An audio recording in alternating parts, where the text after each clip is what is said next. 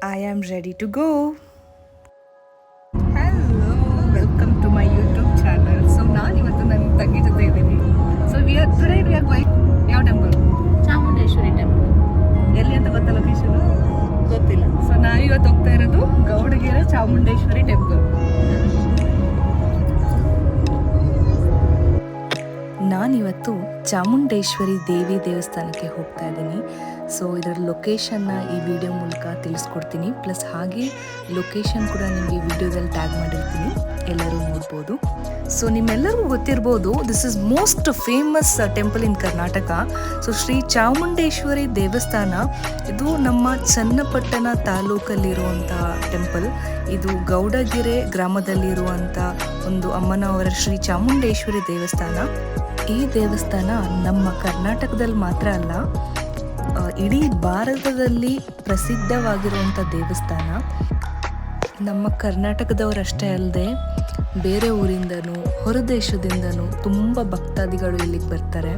So ಇದನ್ನು ನಾನು ಕೂಡ ಒಂದು ಯೂಟ್ಯೂಬಲ್ಲಿ ವಿಡಿಯೋ ನೋಡಿ ಇದ್ರ ಬಗ್ಗೆ ಮಾಹಿತಿ ತಿಳ್ಕೊಂಡು ನನಗೆ ಹೋಗಲೇಬೇಕು ಅಂತ ನಾನು ಹೋಗೋದಕ್ಕೆ ನಮ್ಮ ಫ್ಯಾಮಿಲಿ ಜೊತೆ ರೆಡಿಯಾದೆ. ಸೊ ಈ ದೇವಸ್ಥಾನದಲ್ಲಿ ನಾನು ಹೇಗೆ ಆಶೀರ್ವಾದ ಪಡೆದೆ, ಅಮ್ಮನವರ ಆಶೀರ್ವಾದ ಪಡೆದೆ, ಅದೇ ಥರ ನಿಮಗೂ ದೇವಿ ದರ್ಶನ ಆಗಲಿ ಅಂತ ಲೊಕೇಶನ್ನ ನಿಮಗೂ ಹಾಕಿರ್ತೀನಿ. ಆದರೆ ನೀವು ಖಂಡಿತ ಹೋಗಿ ಬನ್ನಿ. ಈ ಲೊಕೇಶನ್ ನಿಮಗೆ ಬ್ಯಾಂಗ್ಳೂರು ಮತ್ತು ಮೈಸೂರು ಮಧ್ಯದಲ್ಲಿ ಸಿಗುವಂಥದ್ದು.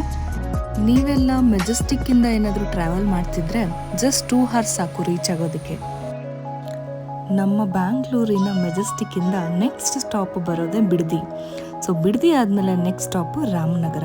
ಸೊ ರಾಮನಗರದಿಂದ ಚನ್ನಪಟ್ಟಣ ತುಂಬಾ ಹತ್ತಿರ. ಸೊ ಅಲ್ಲಿಂದ ನೆಕ್ಸ್ಟ್ ಸ್ಟಾಪ್ ಬರೋದೇ Channapatna.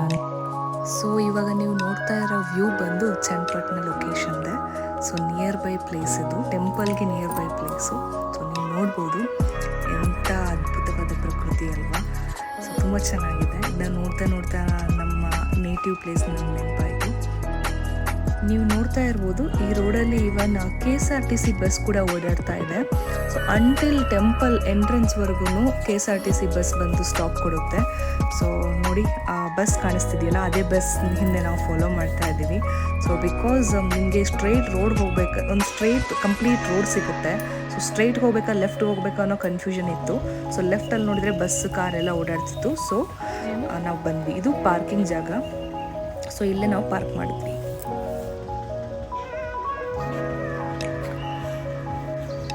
Finally we reach the destination. Temple ಯಾವ ಎಂಟ್ರೆನ್ಸ್ ಆಗಬೇಕು. ಈಗ ನಾವು ಪಾರ್ಕಿಂಗಲ್ಲಿ ಪಾರ್ಕ್ ಮಾಡಿ ಎಂಟ್ರೆನ್ಸ್ ಹೋಗ್ತಾ ಇದ್ದೀವಿ. ಪಾರ್ಕಿಂಗ್ ಅಲ್ಲ ಇದು, ತೀರ್ಥಸ್ಥಾನದ ಸೇವಾ ಕೌಂಟರ್.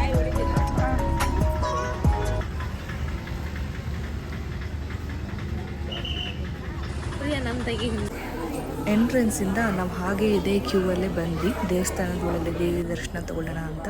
ಸೊ ನೀವು ನೋಡ್ತಾ ಇರ್ಬೋದು, ಈ ದೇವಿ ಮೂರ್ತಿ ಇದೆಯಲ್ಲ, ಇದು ಪ್ಯೂರ್ ಪಂಚಲೋಹದಿಂದ ಮಾಡಿರೋವಂಥ ದೇವಿ ಮೂರ್ತಿ. 60 feet ಹೈಟ್ ಇದೆ. ಸೊ ಈ 60 feet height Asian book of ರೆಕಾರ್ಡ್ಸಲ್ಲಿ ಕೂಡ ಇದೆ.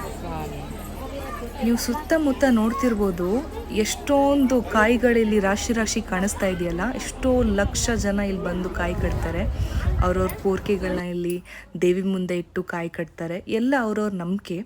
ಸೊ ಇದನ್ನು ನೀವು ಕೂಡ ಬಂದು ಮಾಡ್ಬೋದು. ನಿಮ್ಗೆ ಏನಾದರೂ ಹರಕೆ ಇದ್ದರೆ, ನಿಮ್ಮ ಮನಸ್ಸಲ್ಲಿ ಏನಾದರೂ ಇಚ್ಛೆ ಇದ್ದರೆ ದೇವಿ ಹತ್ರ ಬಂದು ಕೇಳ್ಕೊಳ್ಳಿ.